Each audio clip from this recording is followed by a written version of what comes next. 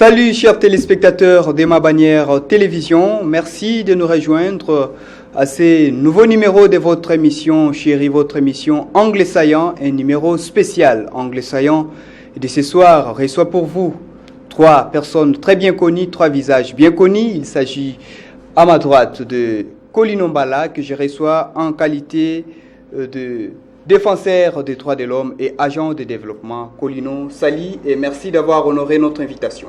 Salut également confrère Roger et salut à tous nos téléspectateurs de MBTV, ma bannière télévision. Merci beaucoup Colino Mbala. J'ai également à côté de Colino Abey Lukaou. Abey Lukaou, bienvenue à cette émission. Merci Roger pour l'invitation et je salue tous les téléspectateurs et mes deux co-débatteurs. Merci beaucoup. C'est qui le troisième invité? C'est Chambouyi Batoubenga que je reçois sur ces plateaux en qualité de journaliste analyste. Chambouyi, bonsoir.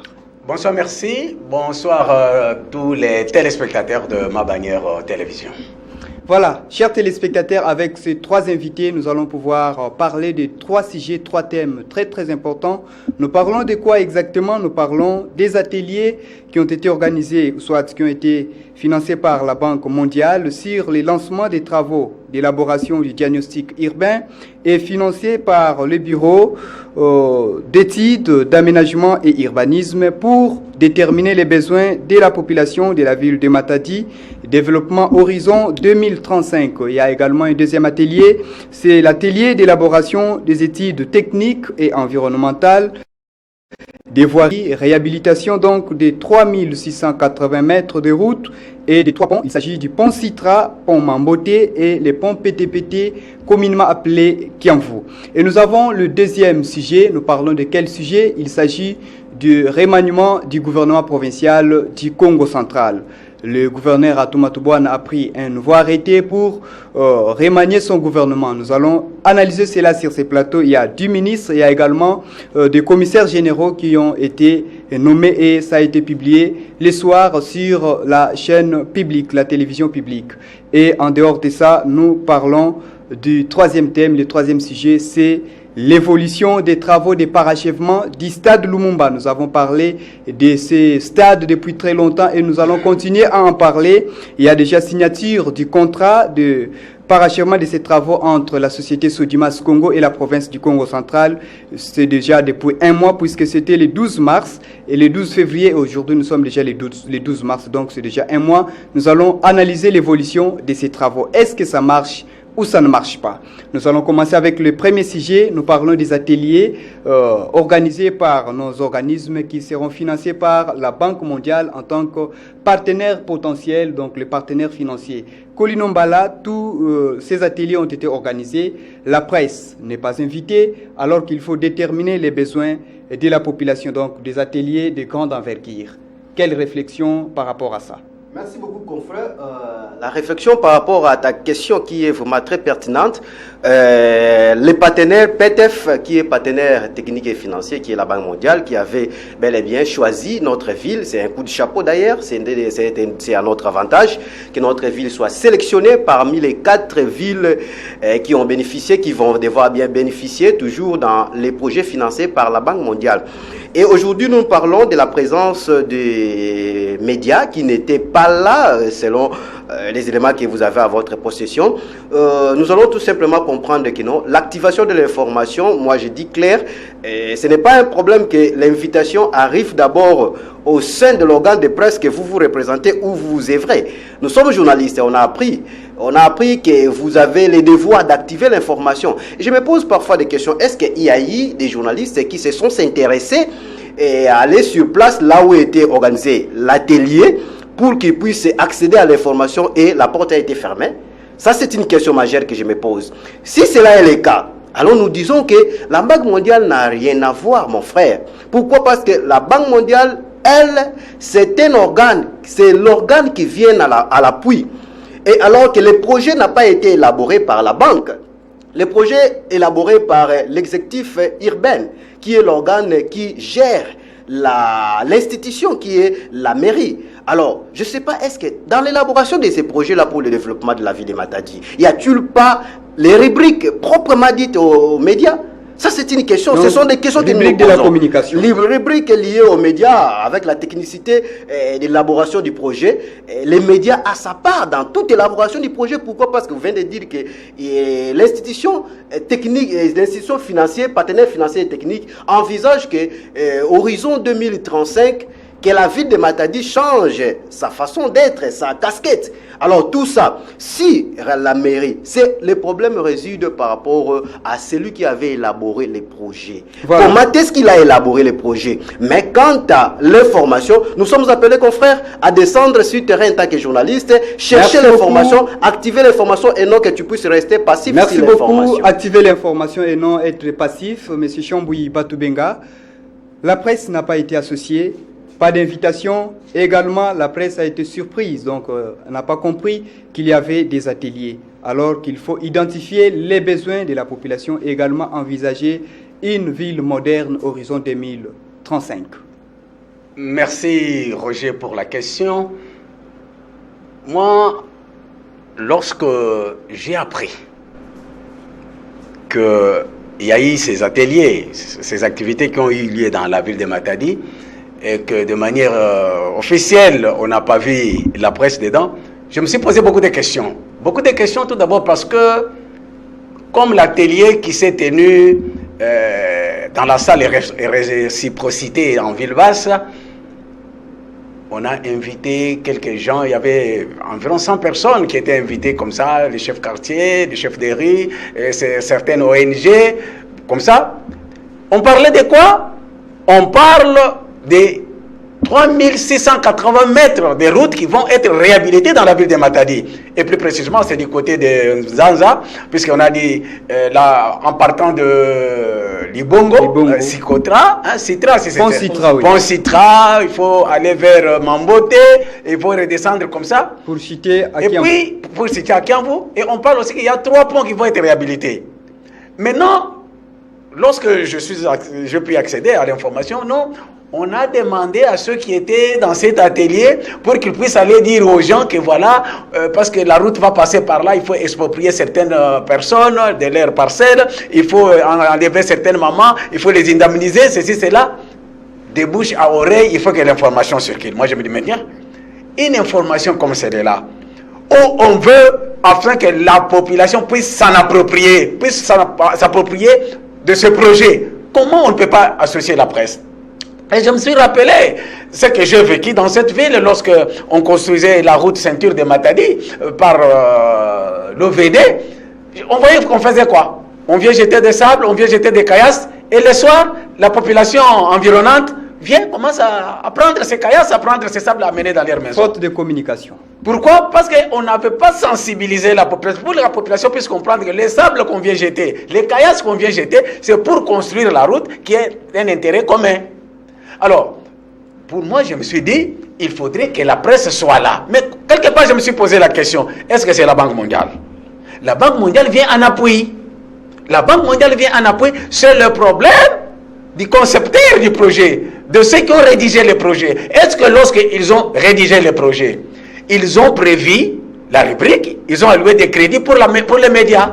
Parce que tout ce qu'on fait sans l'appropriation, sans les concours de la population, on les fait contre la population. Et il faut que la population soit informée. Et je ne crois pas, la Banque mondiale, je ne vois pas un pays d'Europe, d'Asie où on peut confectionner un plan, les gens vont travailler sans qu'il y ait les budgets de communication. La communication est très importante. Hein? Et d'ailleurs, voilà par exemple quelque chose que j'ai vu. On dit qu'on va encore rétablir ou construire les ponts qu'on appelle les ponts PTPT. Mais il n'y a pas longtemps, les Foner a construit ces ponts. Le gouvernement provincial s'est tapé sur la poitrine. On a vu, on est même allé inaugurer ces ponts-là pour dire que voilà, ceci, cela. Mais on apprend que non, ce pont va être reconstruit. Je me dis, mais c'est quoi ça? C'est une dilapidation des ressources. Cet argent qu'on aurait dû faire autre chose, on vient, on a construit, il n'y a même pas une année. Maintenant, la Banque mondiale vient. Ça veut dire quoi? C'est qu'il n'y a pas coordination. Il n'y a pas. Est-ce que nos services qui font les études, les bureaux d'études, si c'est quoi là, est-ce qu'ils ont travaillé de manière coordonnée pour savoir que les autres vont faire de ce côté et les autres vont travailler de l'autre côté pour que effectivement notre ville puisse changer? Alors, c'est pour vous dire quoi? Qu'il y a un problème, il y a un déficit, peut-être l'amateurisme qui caractérise nos gens, ou bien l'incompétence. On ne comprend pas comment on peut, surtout quand on dit qu'on doit refaire les ponts qui en vous, je me dis, voilà des gaspillages. Alors qu'il y a quelques jours, les ingénieurs ont attesté que les ponts est encore durables. Voilà des gaspillages. Abeille Lukaou, vous venez de suivre les deux interventions par rapport à l'organisation de ces ateliers. Quelle réflexion avez-vous par rapport à ça? Apprendre qu'il y a eu 3 grandes activités soutenues ou financées par la Banque mondiale dans la ville de Matadi et que la presse ne soit pas associée, ça me fait mal au cœur. Parce que la presse, nous sommes le 4e pouvoir, nous sommes la cordon ombilical entre le gouvernant et la population. C'est-à-dire que lorsque les gouvernants ont un problème à adresser à la population, ils utilisent facilement la presse et l'information arrive aux consommateurs, les consommateurs qui n'est autre que la population. Et lorsque la population a des desiderata à adresser aux gouvernants, ils utilisent aussi la presse parce que nous sommes là, nous sommes les médias. Donc, à travers nous, il y a des informations qui arrivent aux autorités. Mais de tels genres d'activités organisées dans la ville de Matadi, là où il y a des organes de presse qui font bien leur travail, qu'ils ne soient pas associés, vraiment, ça n'a pas tenu. Parce que l'activité qu'on va organiser, les travaux qu'on va exécuter à Nzanza, en partant du pont Citra jusqu'au pont PTPT qui en vous. Mais il y a la population, tout au long de cette route, il y a la population, il y a des mamans qui vendent leurs histoires là-bas. Il faut qu'ils puissent avoir des informations. Voilà, demain ou après-demain, 1 mois, 2 mois, vous allez observer, il y aura des travaux qui vont s'exécuter ici. Accepter ces gens, faciliter la tâche de travailler parce que c'est pour notre bien. Ces mamans, la population doit être informée, ils doivent être sensibilisés pour ça. Monsieur Chambou, il vient de le dire ici, à Amikondo, il y avait des gens, lorsque l'OVD venait déposer le matériel pour les travaux, la nuit, il y a la population qui venait pour récupérer ça et aller utiliser ça chez eux à la maison. Ces actes ne doivent plus se répéter. Pour que ça ne puisse plus se reproduire, il faut qu'il y ait sensibilisation. Et le moyen le plus rapide et facile, c'est la presse. N'est pas associé à la presse, je ne sais pas, c'est péché contre Dieu. Et deuxième atelier, s'agissant de l'atelier sur le lancement des travaux, des travaux d'élaboration des diagnostics urbains et financiers que le Bureau d'études d'aménagement et urbanisme a organisé, BEAI. Papa, c'est un grand travail qui nécessite l'appui de la population. Les BEAI, ou en partenariat avec la Banque mondiale, ont trouvé que parmi les 4 villes phares de la RDC, il y a la ville de Matadi. Et la ville de Matadi doit changer à l'horizon 2035. Donc dans 15 ans, on doit déjà trouver une autre ville de Matadi. Doit revêtir d'une autre robe. Alors, ils sont venus ici pour demander à la population de leur fournir des informations. Comment vous vivez ici à Matadi? Qu'est-ce que vous avez comme besoin à Matadi? Les infrastructures, les hôpitaux, des écoles, l'énergie, tout ça. L'énergie, la fourniture en eau potable et l'électricité, les universités. Tout, ce sont des renseignements qu'ils ont besoin. Et eux, lorsqu'ils vont quitter la ville, ils vont mener des études par où maintenant entrer pour financer la ville de Matadi. S'il faut financer des routes, quelles routes? Nous avons déjà la cartographie de la ville de Matadi, qui à partir de tel coin jusqu'à tel coin, si vous construisez une route, ça va désenclaver la route, désengorger pour qu'il n'y ait plus d'embouteillage. Non, il y a un problème d'université.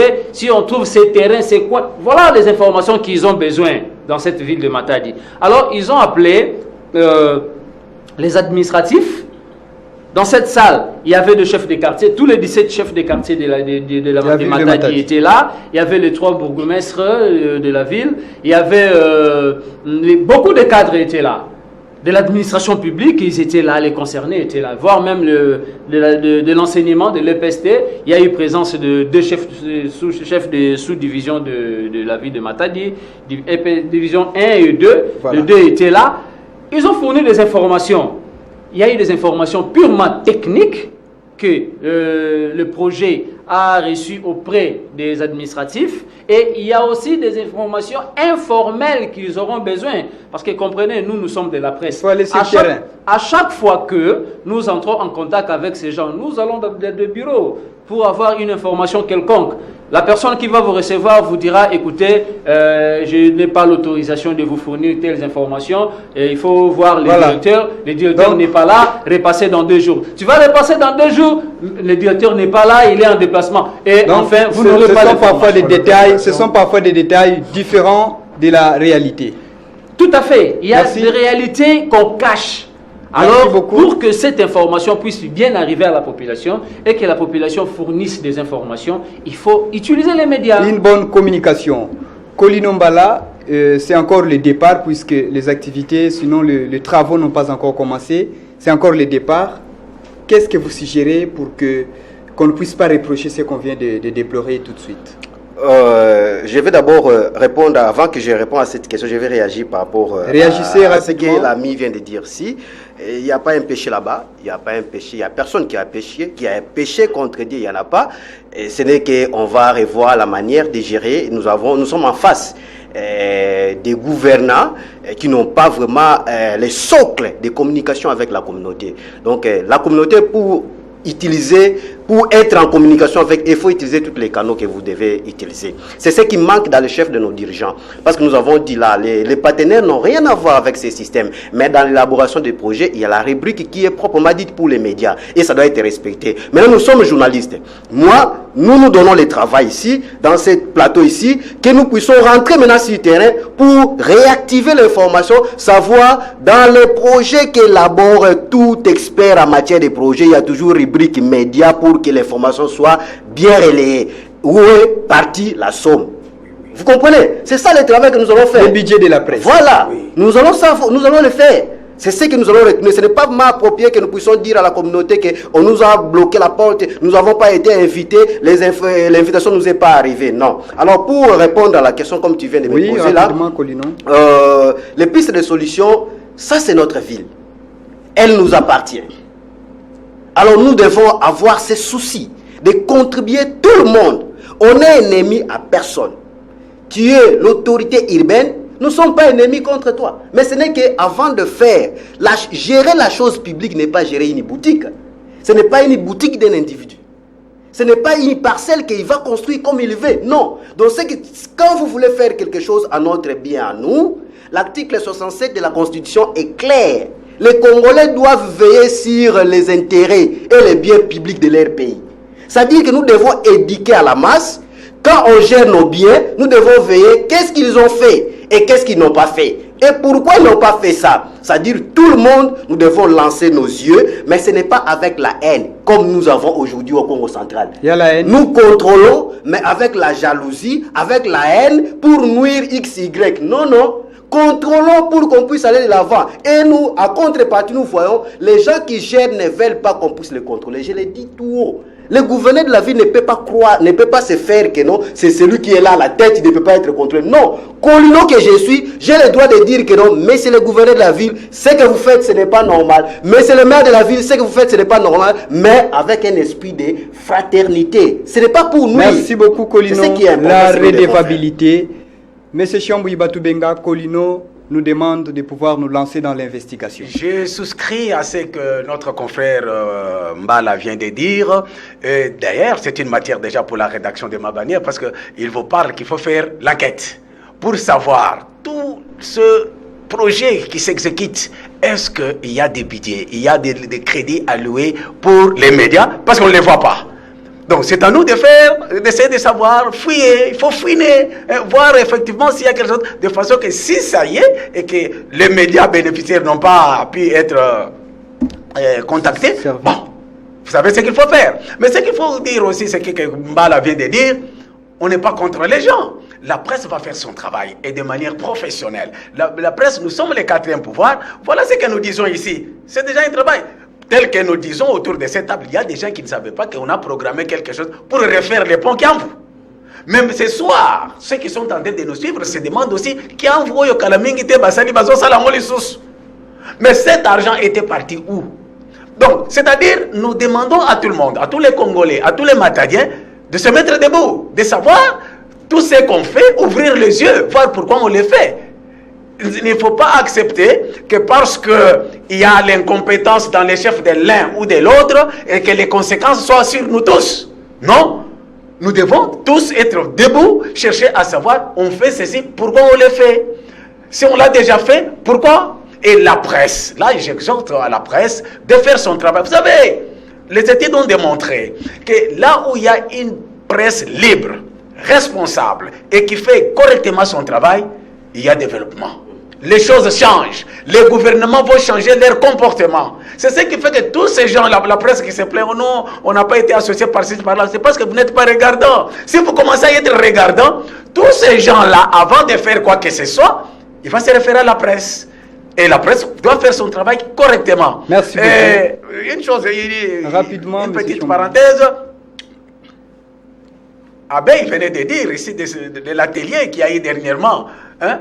On a regroupé les chefs des quartiers, ceci, cela. Vous croyez, comme aujourd'hui, on appelle les chefs, les prophètes, pour qu'ils parlent d'école. Il y a les soupçons qu'on parle, nous savons qu'il y a des soupçons, qu'il y a des écoles fictives. Vous croyez que les prophètes, c'est la personne indiquée qui peut donner une bonne information sur ce qui concerne les écoles. Vous savez qu'il y a eu 20 millions de dollars qui ont été dépensés dans cette ville pour l'eau potable. Et que jusqu'aujourd'hui, il y a des quartiers où il n'y a pas d'eau. Mais vous venez, vous voulez avoir de bonnes informations.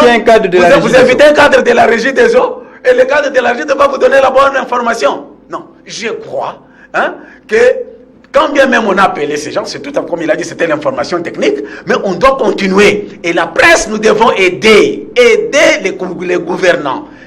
Approchez-vous, allez vers ces gens-là, allez vers la population pour donner la bonne information. Parce que ce n'est pas le prophète qui dira qu'il y a une école fictive, et ce n'est pas quelqu'un de la régie des eaux qui vous dira qu'il n'y a pas d'eau en Soyo. Vous comprenez? Et ils vont vous dire, ils vont justifier les 20 millions de dollars qu'on a dépensés dans cette ville. Et vous savez très bien que jusqu'aujourd'hui, il y a un problème terrible d'eau. C'est ça aussi un problème de la presse. La presse, faites le travail sur l'eau, la régie des eaux. Où est parti les 20 millions de dollars? Qui sont bénéficiaires jusqu'aujourd'hui? Donc, il y a beaucoup de choses que la presse doit faire. Voilà, donc il faut confronter les données techniques à la réalité. Quand on dit se mettre debout, donc s'intéresser à la gestion de la res publica. Abbé Lukaou. Merci Roger. J'interviens rapidement sur ce que M. Chambouy vient de dire lorsqu'il chutait. Pour la régie des eaux, oui, il faut qu'il y ait des enquêtes. Mais M. Chambouy, la régie des eaux n'a réceptionné que les équipements. C'est la Banque mondiale avec la firme Sousa Pedro la Banque mondiale a financé, Sousa Pedro a construit et elle a mis à la disposition de la régie des eaux pour exploitation. Et la régie des eaux aujourd'hui est en train de subir des conséquences. Je ne suis pas porte-parole de la régie des eaux, s'il vous plaît, mais j'ai essayé un peu d'épingler parce que je connais quelque chose sur cette histoire. La régie des eaux, d'ailleurs, écoutez, il y a des pères de famille qui passent des nuits à la régie des eaux, aux usines pour produire de l'eau potable. Malheureusement, il y a un problème de capacité et c'est faute d'ouvrage. Donc, les 20 millions de dollars. Ok, on y va. Bon, là, merci Abbé Chité. On n'en parle pas trop. S'agissant de cette histoire des organisations, des activités dans la ville, que ce soit la Banque mondiale elle-même, que ce soit la ville, les organisateurs, nous leur exhortons à associer chaque fois la presse. Parce que nous sommes là pour leur faciliter la tâche. La presse, oui, c'est dans nos attributions, c'est notre devoir d'aller à la recherche des informations. Mais écoutez, nous sommes ici dans ma bannière Roger, vous venez avec une information où la Banque mondiale avait financé. Vous dites au directeur de programme que non, écoutez, cette information c'est gratis, on ne nous a rien donné, alors que c'est la Banque mondiale qui a financé. Comment est-ce que les médias vont fonctionner? Tu as fait ton travail et tant que journaliste à la recherche de l'information. Mais la chaîne aussi doit fonctionner. Donc, c'est pour dire que tous les organisateurs doivent vraiment penser à la presse. Et surtout lorsqu'il y aura exécution des travaux, nous allons passer. Donc, merci beaucoup. Merci. Nous allons devoir changer les thèmes. Nous allons aborder les deuxièmes thèmes que nous avons annoncés à l'ouverture de cette émission. Nous parlons du remaniement du gouvernement provincial du Congo central. Nous allons lire rapidement les 10 ministres qui sont sortis. Il y a le ministre des Finances, Kabango Salambi, le ministre des Transports, Rikindamba, le ministre de l'Agriculture, Pauline Viboudoulou, la ministre des Communications et Médias, Iguet Ngana, Fonction publique et plan, Aloïs Loubela, l'urbanisme, Guilain Panzou, Sport et loisirs, Patrick Yala, le ministre de la Justice, Edouard Samba, et ministre de la Santé, Christ Mawete. Nous avons suivi les noms qui sont revenus et je signale également qu'il y a également des commissaires généraux qui ont été nommés hier. Kolinomba, quelle lecture faites-vous partant de ces remaniements? Effectivement, Roger, les remaniements d'un gouvernement dans le cadre provincial, ça relève des attributions du gouvernement provincial. Ce n'est que normal. Aujourd'hui, si nous trouvons, l'exécutif provincial trouve mieux de pouvoir remanier son gouvernement pour une bonne gestion. C'est un élément important conformément à l'article 198, si j'ai encore une bonne mémoire, donc 198 de la Constitution qui prévoit comment est-ce que le gouvernement doit être composé. Mais il se pose un problème, Roger. C'est quoi les problèmes? Le problème, c'est que je vois les noms des gens qui figurent là-bas. C'est là où il y a un problème. Oui. Parce que le peuple, nous devons dire des choses claires. Les Congolais ne veulent pas la même personne qui n'avait rien fait. Parce qu'on doit dire des choses claires, Roger. La personne qui n'a rien fait, vous remanez. C'est-à-dire que cette personne-là va retourner pour faire quelque chose. On a juste changé de maillot, c'est presque le même visage. Ah, ça c'est un problème, c'est un casse-tête. Moi, je vais donner conseil au gouverneur de la province. Mais avant d'y arriver, je vais parler. Je vais insister surtout à un ministre qui est là, qui est cité. Vous avez cité ministre de la Justice et des Droits Humains, c'est qui? C'est Edouard Samba. Edouard Samba. Reconduit à son poste. Voilà, reconduit à son poste. En tout cas, je vous dis, ces ministères ne fonctionnent pas. Il ne peut pas retourner encore dans ce gouvernement. Non. Parce que c'est un ministère qui est clé. La justice élève une nation. Les droits humains ici dans la province. Vous savez qu'il y a un arrêté qui est signé depuis 2011 qui créa une cellule de protection des défenseurs des droits de l'homme et un arrêté qui créa une entité de liaison. Et jusqu'aujourd'hui, cette entité ne siège même pas. Et ce ministre ne s'associe même pas de ça. Et je vous informe ici sur ce plateau, il y a des agents de la division provinciale des droits de l'homme au Congo central qui ont fait 14 ans sans salaire. 14 ans. 14 ans sans salaire. Depuis que cette division a été créée en 2007. Aujourd'hui, nous sommes en 2021. Ces agents n'ont jamais bénéficié un fisc qu'un franc de la rémunération des salaires, mais pas des salaires. Dont la Constitution congolaise reconnaît le travail dans son article 36, reconnaît le travail étant sacré, un droit sacré. Mais ces agents n'ont pas les salaires. Mais ces ministres doivent encore revenir ici. Non, mais c'est un monsieur qui doit se respecter. Donc d'abord, s'il nous attend comme ça, il nous suit. Donc il doit d'abord démissionner. C'est le ministre de la Justice et des Droits Humains. Il doit démissionner. Parce qu'il n'a pas pu faire ce qu'il devait faire dans la province. Ce n'est pas normal. Un ministre des Droits Humains et de la Justice dont les agents de la division provinciale 14 ans sans payer. Mais ça c'est un crime social. Alors je regrette au gouverneur de la province s'il va encore commencer à répéter ces gens, à faire ramener, remanier ces gens-là, les changement de maillot. Non, mon frère, ça c'est quoi? Ce n'est pas ce que le papa qui est en Tsumbaki tout attend. Le papa qui est en Tsumbaki tout attend, c'est messieurs-là qui n'a rien fait, qu'ils partent.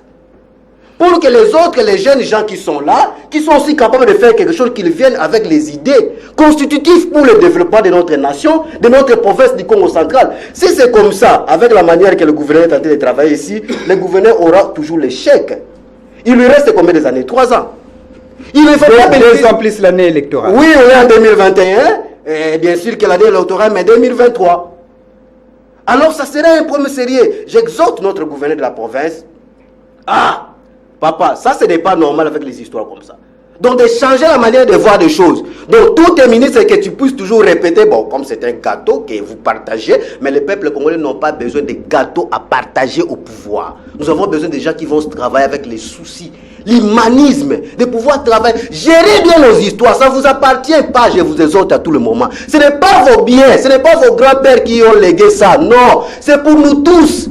Alors, un ministre qui n'a rien fait, là je parle du ministre de la Justice et des Droits Humains, il n'a rien fait. Aujourd'hui, les agents de la division provinciale, 14 ans impayés. Merci beaucoup, Colino. Non payés, même pas impayés. Mais ce n'est pas normal, mon frère. Il Ça, c'est une violation grave des Merci droits de beaucoup. l'homme. Il s'agit des biens des souverains primaires. Ça, c'est Colino Mbala. Il est défenseur des droits de l'homme. Monsieur Chamboui Batoubenga, lui, peut-être va prendre d'autres ministères. Monsieur Chamboui Batoubenga, remaniement du gouvernement provincial. Qu'est-ce que nous pouvons retenir de ce nouveau gouvernement? Un non-événement. Non-événement? Un non-événement. D'ailleurs, je suis étonné que vous ayez même programmé ça pour que ça soit l'actualité. Parce que ce n'est pas l'actualité. Roger, vous pensez qu'avec ces gens, les transfuges du FCC qui viennent aujourd'hui dans l'Union sacrée, on peut s'attendre à quelque chose de bon? C'est quel gouvernement? Remaniement, réaménagement, je ne sais même pas comment on peut appeler ça. Tenez, le président de la République, Félix Antoine Tshisekedi Tshilombo, se bat jour et nuit. Il se poumonne pour l'état des droits. Tous les jours, état des droits. Vous connaissez le travail qu'il fait pour que les choses puissent marcher, pour le respect des textes. Mais on dort comme ça, on se réveille demain matin, il y a quelqu'un, il dit non, je fais le remaniement. Le remaniement, ils nomme les commissaires. Ça, c'est un sabotage au chef de l'État. Je dis, et avec force, je le dis. Papa, vous vous rappelez lorsque le gouvernement a été mis en place, le ministre de l'Intérieur, Gilbert Kankonde, il avait demandé à tous les gouverneurs, il avait dit, pas question de commissaires. Nous devons respecter la Constitution. La Constitution parle que les ministres, l'article 198 de la Constitution, il faut 10 ministres, le maximum. Ok? Et il avait tapé sur la table pour dire, pas question de commissaires. Et à un moment donné, on a vu même ici en province, on avait supprimé le poste. Il n'y en avait plus, oui. Il n'y en avait plus. Mais au moment où le chef de l'État fait les efforts, pour qu'on soit sur les rails, pour le respect des textes, la Constitution dit qu'il faut 10 ministres. Non, les transfuges des FCC, parce que ce n'est pas un secret, tout le monde connaît que l'actuel gouverneur, il est du PPRD. Le gouverneur étant du PPRD, c'est-à-dire il est le transfuge des FCC. Il vient, il amène les méthodes des FCC, les kabylismes. Quelles sont ces méthodes? C'est quoi? Contourner la réalité. Quand la loi est là, la loi vous dit 10, alors les gens disent, le kabylisme c'est quoi? C'est la loi est un cas, on connaît, il faut faire ceci. Ils veulent chercher de manière à contourner la loi. Que nous voyons, on dit qu'il faut 10 ministres. C'est ce que nous voyons, il y a 10 ministres plus les commissaires on met d'abord 10 ministres. Alors, le kabylisme intervenant, c'est-à-dire créer maintenant d'autres choses pour dire, oh, les commissaires, ceci, cela. Non, ça c'est saboter le chef de l'État. Le chef de l'État qui se bat jour et nuit pour qu'il y ait l'état des droits, le respect des textes. Mon cher frère, moi ça ne m'étonne pas. Parce que je suis parmi ceux-là qui avaient prévenu à cette population du Congo central pour vous dire, faites attention. Et ce qui arrive aujourd'hui, et aussi c'est une fuite en avant. Vous savez qu'avec la dynamique actuelle de l'Union sacrée, nous les suivons un peu partout dans toutes les provinces. On va maintenant mettre en place les gouvernements dans la dynamique de l'Union sacrée. Mais vous venez que non, je vais remanier pour remettre les mêmes personnes. Voilà ce qu'on a mis au ministère de... Lui, il a parlé du ministre de... Il a parlé du ministère de la Justice. Mais moi, je parle du ministre des Médias. Mais on nous met qui comme ministre des Médias? Il s'agit de Pauline Mviboudou. Vous comprenez? Non. Pas Mviboudou, il s'agit de Iguette Ngana. Oui. C'est là même qui est la présidente de la commission paritaire des taxes spéciales conventionnelles pour la reconstruction du Congo central. Nous avons fait une émission ici. Vous connaissez l'émission? Dossier d'enquête. Nous avons fait dossier d'enquête. On a trouvé qui? Présidente de la commission, c'est qui? C'est cette maman-là, nous sommes au mois de la femme, je la respecte beaucoup. Mais cette maman-là, on la prend, on va la mettre face à Chamboui parce qu'on la met maintenant à la communication. Elle est mon chef direct, elle est maintenant où c'est? À la communication immédiate. À la communication immédiate, c'est-à-dire face à face Nangaï. Hein? Pour que nous puissions accepter ces méthodes-là, telles qu'elle a fait dans la commission paritaire que nous avons décriée ici. La route ici, vous connaissez la route de Tortue. Hein? La route La Tortue. La route reste jusqu'aujourd'hui. Il y a la pancarte. Si vous allez maintenant, vous allez trouver que la pancarte... Donc la Tortue pour énergie. Pour énergie. La pancarte est là. La route qui devrait être construite par la taxe spéciale conventionnelle. Mais c'est elle est la présidente de cette commission. Bon, maintenant, il vient à la presse. Hey, non, je vous dis ceci. Ne vous étonnez pas. Il n'y a rien de nouveau. Il n'y a rien de nouveau. Dans l'actuelle dynamique de l'Union sacrée, j'exhorte, là je regarde aux yeux à Kabound de l'UDPS. Je regarde Faustin Kabouya de l'UDPS. Ils doivent faire attention. Ils doivent aider les chefs de l'État à réussir son mandat. Ils doivent aider les chefs de l'État.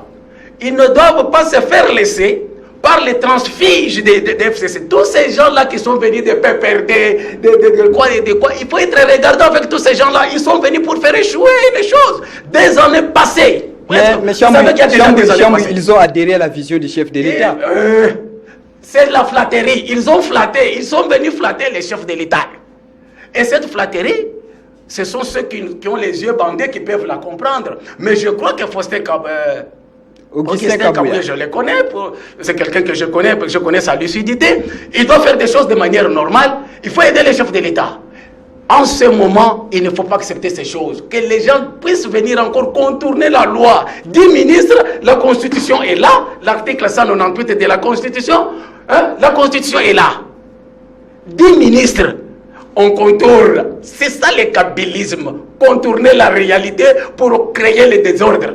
Non. Donc 10 ministres, ces commissaires-là, c'est nul. Parce que ces commissaires ne sont pas reconnus par la Constitution. Tout d'abord, c'est nul. Pour moi, je dis, ça, il n'y a pas eu remaniement, mais il y a eu sabotage au chef de l'État.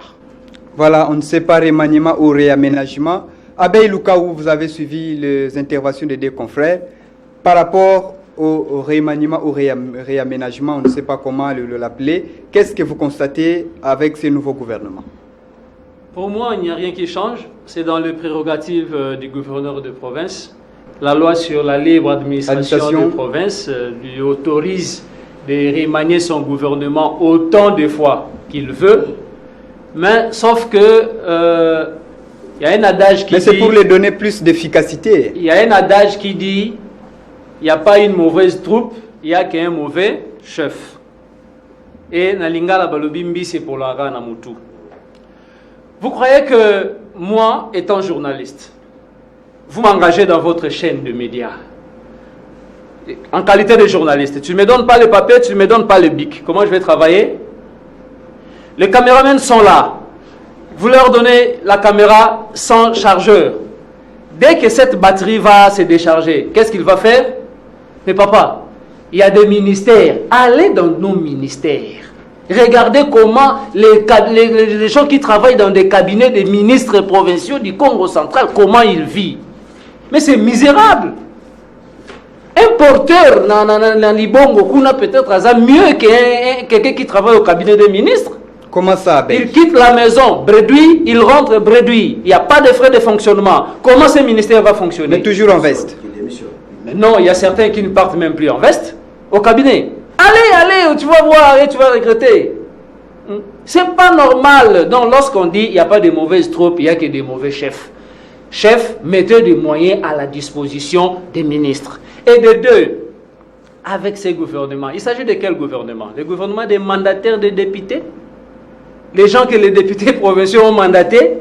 Qu'est-ce que vous attendez d'eux? C'est sorti presque à l'époque, au période de l'Union sacrée. Donc, quelle que soit l'Union sacrée, qui peut déjà adhérer à la l'Union sacrée ou quoi? Moi d'ailleurs, l'Union sacrée, je ne sais pas si c'est quoi l'Union sacrée. Parce que dans ces pays, nous sommes fatigués de promesses irréalisables. Il y a le chef de l'État qui avait promis qu'il va faire l'évaluation des gouverneurs chaque 3 mois. Jusqu'à aujourd'hui, je ne sais pas qui est ce gouverneur qui est déjà évalué. Parce que s'il y avait réellement évaluation, beaucoup de gouverneurs seraient déjà partis. Donc il n'y a que des promesses et des promesses dans ces pays. L'état de droit inexistant, surtout au Congo central. Donc même s'il y a eu remaniement, il y a eu quoi? Je ne sais pas qu'est-ce que nous, population, nous allons en bénéficier si on continue avec le système de 2 ans passés. Merci beaucoup. Kolinombala, 30 secondes par rapport à ces sujets, puisque nous allons devoir changer les thèmes. L'État nous presse, c'est un problème. Je vais seulement informer, M. Chamboui, vous devez bien se former et surtout maîtriser la loi cadre sur la libre administration de la province.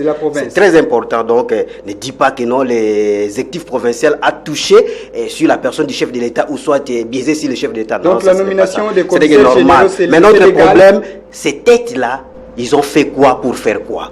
Mais quand l'ami n'a pas des informations quant à ce qui concerne l'union sacrée, c'est quoi? Je lui informe que c'est une vision. Il faut avoir l'information. C'est une vision, c'est normal. C'est une information. Et à part ça aussi, c'est une vision. Ne prenez pas mon temps. Laissez-moi parler. Vous en aurez, s'il vous plaît, une autre information. C'est une nouvelle coalition gouvernementale. Ah, vous ajoutez à lui, hein, qui n'avait pas l'information. Et toi aussi. On lui informe. Non, c'est celui qui n'avait pas l'information. Donc c'est ça. Et quant à ce qui concerne les nominations de remaniement, oui, le gouverneur de la province a ses attributions, a ses compétences-là de faire ça. Mais Chambou, il n'y a pas un temps prévu. Ce n'est pas le gouvernement national qui va dire que maintenant, là, ne fait pas les remaniements. Non, non, non. Ils sont là, ils gèrent tout. Il gère la province, donc il peut faire le remaniement au temps voulu. Donc c'est conformément à la loi cadre sur la libre administration de la province. Beaucoup, ça, c'est normal. Aimons seulement la province et ça va aller. Mais la tête toujours. Merci, M. Chambouilly. Vous avez 30 secondes pour clôturer ce sujet. Je suis seulement étonné que Mbala soit les journalistes, mais ne connaît pas les textes. Dans la mesure où je parle avec la Constitution, je parle du gouvernement. J'ai dit que la loi, l'article 198, la Constitution est là et vous l'avez tous suivi. Monsieur, les commissaires, ça, je condamne ça. Parce que je continue à dire que c'est une façon de contre, c'est le kabylisme qu'on amène. Et en tant que kabylisme, qu'est-ce que le kabylisme a donné? Les résultats, nous les connaissons. Et je suis parmi ceux qui avaient dit qu'avec ce gouvernement, il n'y aura rien. Des ans, il y a Tozunin. Qui a envoyé Angouane, Bazo Bandele les sous. Qui a envoyé Angouane? C'est ce gouvernement. Donc, il n'y a pas ni planification, ni quoi, ni méthode. C'est l'amateurisme à tous les niveaux, je dis. Merci beaucoup. Abbé Loukao, 30 secondes. En conclusion, que la population ouvre l'œil pour voir comment nous sommes gérés. Parce qu'il y a l'argent. Cette province produit de l'argent. Et cet argent devrait revenir à nous, population, et non mettre dans des poches ou envoyer à Kinshasa pour garder des postes. Merci beaucoup, chers téléspectateurs. Nous allons devoir changer rapidement de sujet. Nous parlons de l'évolution des travaux de parachèvement du stade Lumumba. Abbé Loukao, je commence avec vous. Déjà, un mois depuis que le contrat a été signé entre la société Sodimas et la province du Congo central. Toujours, les travaux n'évoluent pas depuis qu'on a jeté quelques bennes de gravière. Si j'ai encore une bonne mémoire, c'était le 12 février où j'avais écouté quelqu'un dire que dès ce lundi, les travaux vont commencer. Donc ça devrait être le 15 février. Ça devrait être le 15 février. Et je ne sais pas, depuis ce jour-là, les travaux, parce que j'avais vu quelques vieilles mamans qui étaient en train de chercher des rats, des souris là-bas au stade. Ils étaient en train de s'encler pour chercher des souris. Je ne sais pas si c'est ça les travaux qui ont débuté ou comment. C'est écœurant, c'est vraiment écœurant et ça doit faire honte. Si vous êtes responsable, on vous confie des responsabilités. Ça ne sert à rien de beaucoup dire si vous savez que vous ne serez pas capable de réaliser ce que vous êtes en train de dire comme promesse. Comment dire que le 15 déjà les travaux vont débuter et aujourd'hui, depuis qu'on a jeté ces 2 ou 3 bennes de sable et de caillasses, aujourd'hui il n'y a pas de travaux. Mais l'argent est déjà là. Je ne sais pas, il faut nous dire quoi. Il n'y a pas l'argent, il y a quoi? Sodimas et Mango, on nous a appris qu'ils se sont mis ensemble pour travailler. Mais qu'est-ce qui se passe? Qu'est-ce qui bloque encore? Ce sont des questionnements et des questionnements. La population continue à se poser des questions. Et merci beaucoup. Comme on avait dit l'autre fois que c'est une plaie inguérissable, nous allons arriver jusqu'à 2023. Merci. On continue à se poser des questions. M. Chambouilly, rapidement, les travaux du stade de Lumumba, qu'est-ce qui se passe? Je félicite Guilhem Panzou de sa lucidité pour avoir échappé bel et bien à la prison. Guilhem a refusé de signer le contrat parce qu'il allait être en prison. C'est vrai? Mais est-ce que vous suivez les procès qui passent actuellement? Les procès EPSP. Vous avez suivi le procès Caméré. Est-ce que vous suivez le procès de l'EPSP? Vous suivez les marchés de gré à gré. le respect de la loi. Mais nous sommes dans un état de droit. Mais Félix a instauré l'état de droit. Guilain a refusé d'entrer dans cette aventure. Il a raison. Il a écouté son grand frère Mantezo. C'est Mantezo le coquin. Mantezo. Oui, il avait dit Guilain n'a signé le Guanaté. Guilain n'a pas signé. L'homme de l'IDPS qui a pris le risque de signer ce contrat-là, Patrick Yala. il va se retrouver en prison. Tozo Kende. Vous savez, il a pris le risque. L'IDPS en tant que parti, l'IDPS ne crée pas de loi. Ce n'est pas parce qu'il est de l'IDPS qu'il se permet d'entrer dans une aventure. Lui, il signe. Lui, il est ministre des Sports. Il va signer un contrat qu'il ne connaît même pas parce qu'il est de l'IDPS. L'IDPS ne crée pas de loi. Nous sommes dans un état de droit. Et l'IDPS, je pense, il va être le premier ministre de l'IDPS du Congo central qui va se retrouver en prison. C'est pour vous dire quoi? Le stade de cette histoire-là de Konangaï, vous avez dit, il est plaie inguérissable. J'apprends, les gens m'appellent, je passe, Chambouille, venez. Mais Stade Ango, il paraît. Les gens m'appellent pour me dire que voilà, on a pris le camion de Sodimas, les numéros de STA. Hein? Les numéros les de plaques Sodimas. de STA. On a changé de plaque pour qu'ils ne payent pas de taxes. Au Chambouille, c'est un peu de suivre ça. Bon, il y a à boire à manger dans cette histoire de stade ici. Mais merci beaucoup. avec la dynamique qui se crée, je sais qu'il y aura le gouvernement maintenant de l'Union sacrée et les choses vont bien se faire. La solution sera trouvée parce que le chef de l'État voudrait qu'il y ait les stades. Merci beaucoup. Kolinombala, Stade Lumumba, plaie inguérissable. Ça, c'est un problème. Vous savez, nous sommes dans un pays qui doit se respecter. Nous ne sommes pas dans un jungle. Le pays a des textes à respecter. Et alors, s'il se pose un grand problème, je vais tout simplement dire, hormis tout ce que les confrères viennent de dire par rapport à ces points, nous devons montrer à la communauté que vous devez surveiller ce qui se passe dans notre pays. Quand on gère des histoires, les choses publiques, on doit veiller sur ça. Donc, amener notre communauté, la population congolaise, à s'intégrer à la participation citoyenne. Ces stades ici, première question que je peux me poser, est-ce que ça relève de la compétence spéciale? Et aujourd'hui, il y a toujours eu des vices de procédure à faire quelque chose. Des vices de procédure à faire toujours quelque chose. Et nous allons tomber où? Ça, c'est un problème sérieux, confrère. C'est pourquoi nous devons toujours demander à la population de veiller. Rapidement, Le 12, la personne qui avait parlé il n'y a pas quelques jours que ces stades, les travaux vont démarrer, c'était qui? Démarrer plutôt, c'était qui? C'était le porte-parole de la population. N'est-ce pas? C'est un député. Vous comprenez? Alors, cette personne-là qui incarne la population, il est aussi censé à dire à la population. Et la population lui posait des questions. Qu'est-ce qui bloque pour que ces travaux ne puissent pas toujours continuer? Qu'est-ce qui bloque? Merci beaucoup. C'est qui bloque. Et la population matadienne qui attend toujours ces stades, je vais citer. Quand la première dame était ici, la femme du président de la République, lorsque vous avez soumis les problèmes de ces stades, quelle a été sa réponse? Vous vous souvenez encore de la réponse de la première dame? Voilà, c'est un problème. Alors cette réponse donnait déjà un élément, un chemin à respecter pour le problème de ces stades. Pour ne pas rentrer en arrière, c'est programmé dans le budget d'investissement 2021. Donc, de la République ou de la province? Le budget national. Voilà. Monsieur Abel Lukaou, ça veut dire que ça relève de la compétence du gouvernement national. 30 secondes, Abel Lukaou. Pour clôturer, je demande au gouvernement provincial de laisser avec ses projets Stade Lumumba, laissez ça au gouvernement central. C'est déjà inscrit dans le projet du gouvernement central. Laissez ça au gouvernement central. Parce qu'avec les 9 millions que vous allez emprunter... Donc il ne faut pas emprunter les 9 millions. Ils auront des difficultés pour rembourser cet argent et surtout avec les intérêts de la banque et les travaux du stade Lumumba ne vont pas achever. Et papa, bien, pour les députés, excusez-moi, je vais lancer un mot aux députés. Les députés provinciaux du Congo central, la population vous regarde. Vous avez le mandat de la population. Ce n'est pas pour servir le gouvernement provincial, mais c'est plutôt pour servir le peuple. Voilà, vous êtes là de garde pour regarder ce que le gouvernement provincial est en train de faire. Servir les peuples. Monsieur Chambouille Batubenga, 30 secondes, nous clôturons l'émission. Les lois de la République doivent être respectées. On connaît quelles sont les lois de la République. Et nous attendons les nouvelles choses par rapport à la nouvelle dynamique de l'Union sacrée. Je crois que les choses vont marcher et la province va retrouver son souffle d'ici là.